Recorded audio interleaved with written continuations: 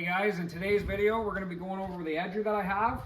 I'm going to be showing you how to use it, all the features it has, why I chose this edger.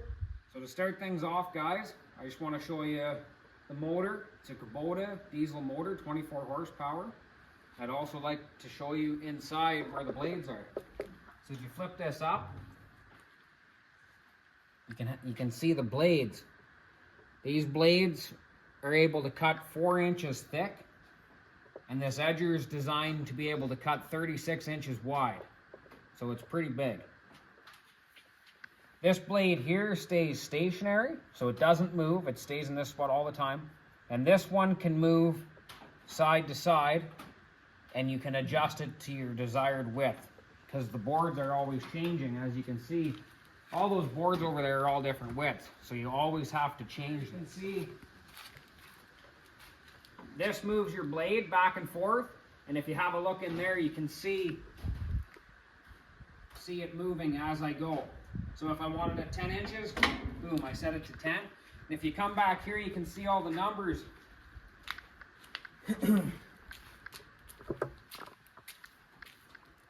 So right here, you know, if you want it to be set at 2 inches, you set it there, and then once you run your board through, it's 2 inches.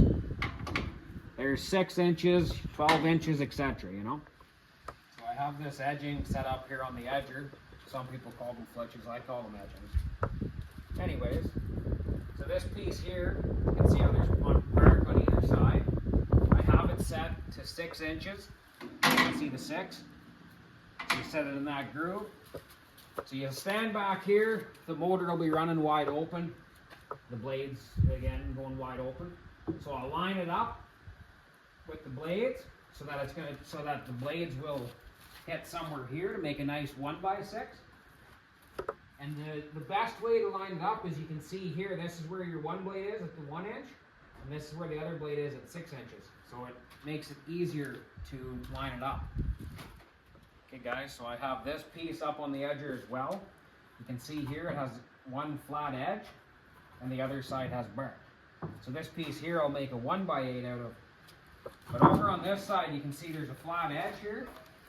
So what you do when you have a piece like this is you set this flat edge is in line with that blade, so that on this side of the blade, it doesn't take anything off, because this side's already good. So when you're running it through, you would put this flat edge up against this piece of angle iron here and run it through like that. Now right now it's set to 6 inches. And I don't want that because there's more usable wood here. So I'll adjust this to 8 inches so the other blade moves over that. And then again, the motor's running, you just run it through and hold it tight to this fence here. Okay, so on this side of the edger, you can see here's the key. There's a couple lights here for if it overheats, or the oil light, and I don't know what that one is, but anyways. And then the glow plug light. And there's the hour meter there. We have just about 300 hours on it. But you can see these clips here. You undo them. You can see all the stuff in here. All the pulleys and the wheels and the chains and everything. And this lever here, that engages everything. You can see it tightens up the main drive belt. And it gets everything rolling. But I just like having this. All this stuff is open. You just take this cover off. You can grease everything. It's pretty easy access. That's what I like about it. So one safety feature this edger has is these kickback fingers, I guess. I don't really know what the right term is, but they so whenever the lumber goes through, it pushes on them and they just ride on the lumber. But then once you put the lumber through, and say there is a kickback where the blades, I don't really know how a kickback works. All I know is that it pushes the board back really quick. But anyways, if you're running it through and a kickback does happen, it's not gonna happen. You can see it stops that piece of wood. So it's a key feature to have for safety purposes for sure. So one thing I use, and I'm sure lots of people do it, but I'm just gonna show you, is this fluid film here. You can get it from anywhere, Walmart, Canadian Tire, whatever. I put it on, you can see here the main beam. I don't know what a proper term is, but I spray this on Doesn't take much. Spray that on, and then I run my blade back and forth. It lubes it up, it makes it nice and easy. Especially right now, it's so hot, you don't really have to do it, but especially in the winter time when it's so cold, you got to do it pretty well every time you use the edger, or else it's going to be super stiff, and it's just inconvenient whenever you're running the boards through. So some of you may be wondering why we don't run our edgings through right off the sawmill. And the reason for that is, like I said, usually there's only 2 people here.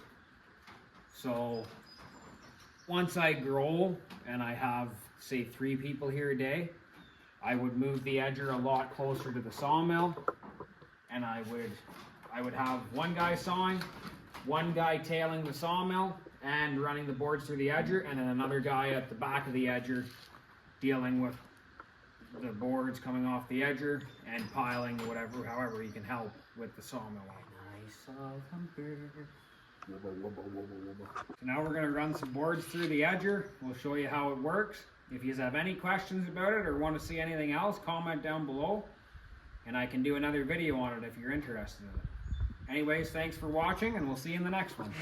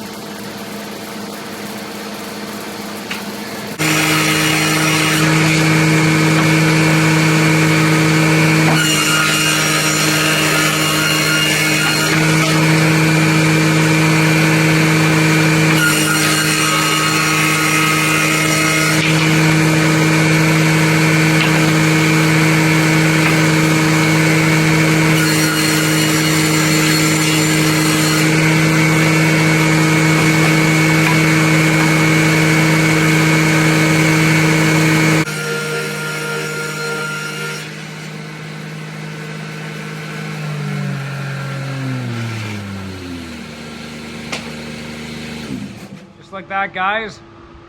Made some boards. That was about, I don't know, maybe 5 minutes. Got Ashley sorting them here. She's doing a good job.